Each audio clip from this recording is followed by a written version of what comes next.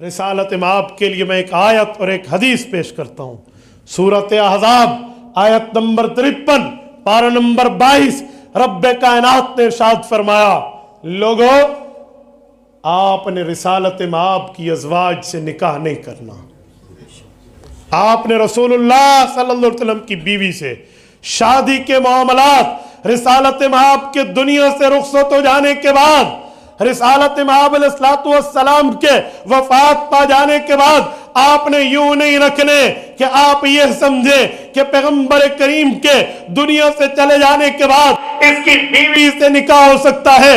آؤ سنو، اللہ کا قرآن واضح طور پہ امت کے لوگوں کو حکم کرتے ہوئے اللہ کے قرآن نے ہمیں واضح ارشاد فرمایا کہ نبی پاک کی بیوی سے نکاح کرنے کے حکم کے معاملے میں آپ کے لیے معاملہ کیا ہے۔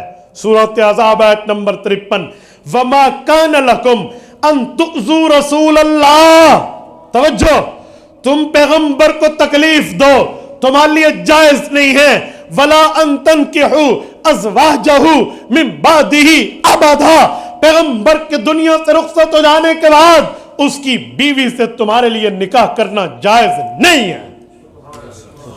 یہ پیغمبر علیہ السلام پہ قرآن کی آیت اتری، اور وراثت صحیح بخاری میں حدیث موجود ہے، نحن معاشر الانبیاء لا نورث ولا نورث ما ترکناہ صدقہ، فرمایا ہم انبیاء کرام نہ وارث بنتے ہیں نہ وارث بناتے ہیں مال کے، ہم جو چھوڑ جائیں وہ صدقہ ہوتی ہے، زمین ہے یا جائیداد ہے یا کچھ بھی ہو۔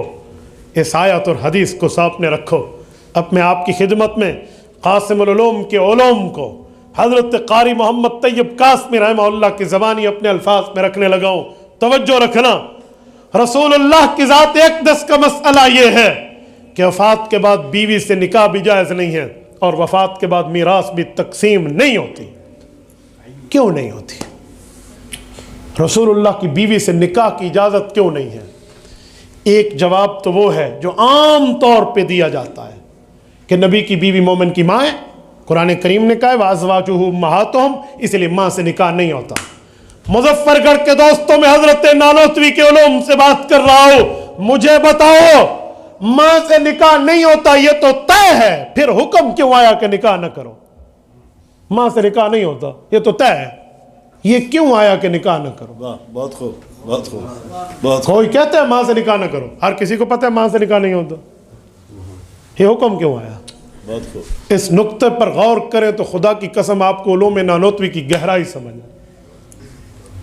ورنہ تو ماں سے حرمت علیکم امہاتکم و بناتکم فیصلہ ہو گیا، آپ چوتھے پارے کا آخری صفحہ اٹھا کر دیکھ لیں، تو ماں سے تو نکاح نہیں ہوتا، حرام ہے اپنے بیٹوں پر۔ یہ حکم کیوں ہے؟ وَلَا أَن تَنْكِحُوا أَزْوَاجَهُ مِن بَعْدِهِ، من بعدہ، ازواجہ من بعدہ، یہ بیوی رہے گی اس کے بعد بھی۔ سنیں، نکاح بیوہ سے ہوتا ہے، نکاح بیوی سے نہیں ہوتا۔ پیغمبر کی وفات کے بعد ان کی بیوی بیوی رہتی ہے، بیوہ نہیں ہوتی، اس لیے نکاح نہیں ہوتا۔ اور یہ جملہ میرا نہیں ہے، حضرت قاضی صلاح اللہ پانی پتی رحمہ اللہ تفسیر مظہری میں اس آیت کے تحت لکھتے ہیں، فرماتے ہیں وَذَلِكَ جَازَ أَن يَكُونَ لِأَجْلِ النَّبِيِّ صلی اللہ علیہ وسلم وَأَنَّهُ حَيٌّ فِي قَبْرِهِ أَنَّهُ لَمْ يُورَثْ وَلَمْ يَحْتَمْ أَزْوَاجُهُ صلی اللہ علیہ وسلم۔ کہ سنو، پیغمبر کی قبر کی حیات کی طاقت اتنی ہے، پیغمبر کی قبر کی حیات کی مقام اور مرتبہ اتنا ہے کہ پیغمبر کی بیوی حضور کی وفات سے بیوہ نہیں رہتی، بیوی ہو جاتی ہے، بیوہ نہیں بنتی، بیوی رہتی ہے۔ لم یطعم ازواجہ صلی اللہ علیہ وسلم، نہیں ہوتی وہ بیوہ۔ اور ماں والی بات کو بھی میں حل کرتا جاؤں، یہ ماں روحانی ہے یا جسمانی ہے؟ اگر آپ کہتے ہیں یہ ماں جسمانی ہے تو پھر ماں سے پردہ تو نہیں ہوتا۔